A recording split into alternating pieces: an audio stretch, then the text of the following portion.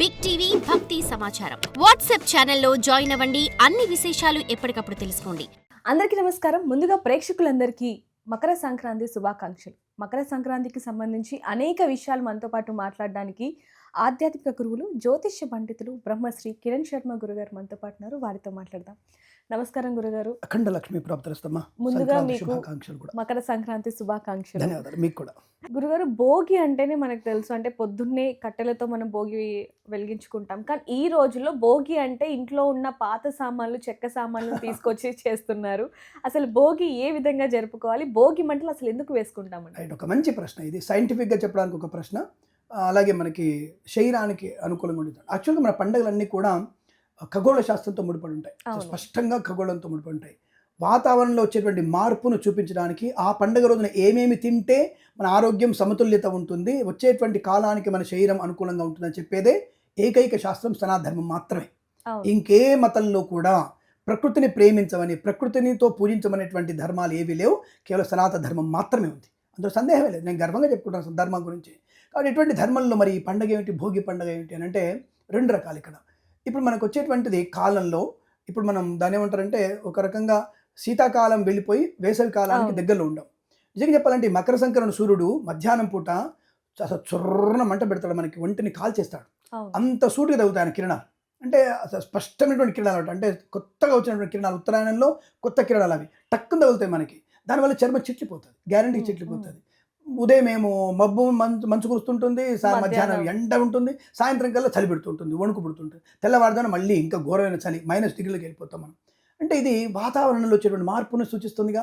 మరి ఇలాంటి టైంలో మనం చేయాల్సిన భోగి పండుగ ప్రత్యేకత ఏమిటి అని అడిగితే, మనం వేయాల్సింది భోగి మంటల్లో పాత సామాన్లు కాదమ్మా. ఒకప్పటి కాలంలో టేకు మంచాలు ఉండేవి. టేకు మంచాలు మాత్రమే, టేకు కుర్చీలు మాత్రమే ఉండేది. ఇవి మనకు ఆ టేక్ అనే పదానికి అర్థం లేకుండా ఉంది. ప్లై వుడ్, ఇంకో వుడ్, మామూలు బెడ్, ఇవన్నీ తీసుకొచ్చి మనం ఆ యొక్క మంటల్లో వేస్తే మనకి ఇటువంటి పనికి మాలినటువంటి పదార్థాలు వేసి మనం కనుక భోగి మంటలు చేస్తే మనకి క్యాన్సర్ రావడం ఖాయం. ఎవరైనా ప్లాస్టిక్ వేసి, ఇంట్లో ఉన్నటువంటి ప్లైవుడ్ లాంటిది వేసి ఎవరైతే మీరు కనుక భోగి మంటలు వేస్తున్నారో, మీకు అలాగే తుమ్మముళ్ళు ఉంటాయి కదా, తుమ్మకర్రలు ఉంటాయి, అవి వేసి మంటలు పెడుతున్నారో మీకు క్యాన్సర్ రావడం ఖాయం. ఇది కాదు, భయపెడుతున్నారు ఏంటండి? అరే నిజం చెప్తే భయం దానికి, నేను నిజమే మాట్లాడుతున్నాను. ఇది కాదని నన్ను ప్రూఫ్ చేయమని చెప్పండి. మీరు అన్నట్టుగా గురుగారు, ప్లాస్టికే కాకుండా ఇంట్లో పాత బట్టలు కావచ్చు, ఇవన్నీ కూడా వేస్తూ ఉంటారు. అసలు భోగి మంటకి అసలు అర్థం లేకుండా అది లేని దరిద్రాన్ని క్రియేట్ చేసుకుంటున్నాం. మరి ఏం వేయాలి భోగి మంటల్లో అంటే చంద్రకర్ర, గంధము, గంధపు చెక్క, చంద్రకర్ర, రావి, జువ్వి, మర్రి. ఎందుకంటే ఇది శశిర ఋతువు, అంటే ఆకులు రాల్చే కాలం. అంటే కంపల్సరీ మనకి కొమ్మలు ఎండిపోతాయి, కొన్ని కొమ్మలు ఎండిపోతాయి. అవన్నీ తెచ్చుకోవాలి మనం. అంటే ఇక్కడ అర్థం ఏమిటి అంటే, బ్రాంచెస్ ఎప్పుడైతే కట్ చేస్తామో కొత్తగా బ్రాంచెస్ ఉత్పన్నం అవుతాయి. అందుకని ఇవన్నీ చెప్తారు మనకి. ఆ బ్రాంచెస్ కట్ చేసుకొని వచ్చేసి ఎండిపోయిన కొమ్మలు తీసుకొచ్చి మన ఇంటి ముందర స్పష్టంగా పెట్టుకొని శుభ్రంగా ఈ రావి, జువ్వి, మర్రి, మేడి, మోదుగా ఇవన్నీ కలిపి మనం నవధాన్యాలు వేస్తూ, చంద్రకర్ర, చందనము కర్ర వేసి నవధాన్యాలు వేస్తూ ఆవు నెయ్యితో అది హోమం చేయాలి. ఒక రకంగా గ్రామంలో చేసినటువంటి అనేక హోమాలు, సామూహిక హోమాలు అంటారు వీటిని. ఒక ప్రత్యేకంగా దానికి నేను మాదిగా, నేను బ్రాహ్మణ, ప్రతి ఒక్కడు వీధి మీద కావాల్సిందే, అందరికీ చుట్టూ తిరగాల్సిందే. ఇలా మనం చేసినటువంటి అగ్ని ఏమవుతుంటే రెండు రకాల ప్లస్ పాయింట్. ఒకటి సైంటిఫిక్గా చెప్తాను మీకు, ఒకటి శాస్త్రీయంగా మనం చెప్తాను. ఒకటి ఈ వేసవి కాలానికి మనం వెళ్తున్నాం కదా, శరీరం ఒకేసారి వేసవి కాలానికి వెళ్ళినప్పుడు మనకి ఇబ్బంది అవుతుంది.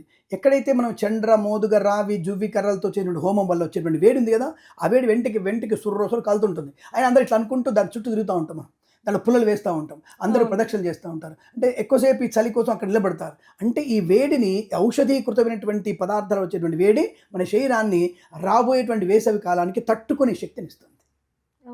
ఈ ఆవు నెయ్యితో చేసినటువంటి నవధాన్యాలు చేసినటువంటి హోమం అనేది మన శరీరాన్ని రాబోయేటువంటి వేసవి కాలం తట్టుకునే శక్తిని ఇస్తుంది. ఆ మజ్జ దానికి అనుకూలంగా మారిపోతుంది. దట్ ఈజ్ లోపల ఉన్నటువంటి వైద్య సంబంధమైనటువంటి విషయం. ఇది ఎవడైనా చెప్తున్నాడా? పిచ్చి కర్రలు వేసి, ప్లాస్టిక్లు వేసి పీల్చడం వల్ల కనీసం ఆ రోజు మనం ప్లాస్టిక్ పీలిస్తే 50 సంవత్సరాలు రోజుకు 10 సిగరెట్లు తాగినటువంటి వాయువును పీలుస్తున్నాం మనం.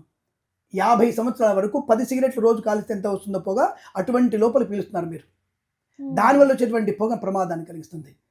ఇప్పుడు ఇది వైద్యమైనటువంటిది, శాస్త్రీయబద్ధమైనది. ఇక సైంటిఫిక్ ఏంటంటే దీంట్లో అంటే, ఎప్పుడైతే మనం ఈ చండ్ర, మేడి, రావి, జువ్వి కర్రలతో చేసినటువంటి హోమము, ఆవునితో చేసిన హోమము, ఆ ధూమం అంటే పొగ అంతా కూడా గ్రామాలు అందరూ చేశారుగా, ఈ పొగ అంతా కూడా ఒక రకమైనటువంటి పైకి వెళ్ళిపోయి ఆవు నెయ్యితో ఉంది అది పటిష్టమైనటువంటి ఒక పొర ఏర్పడుతుంది.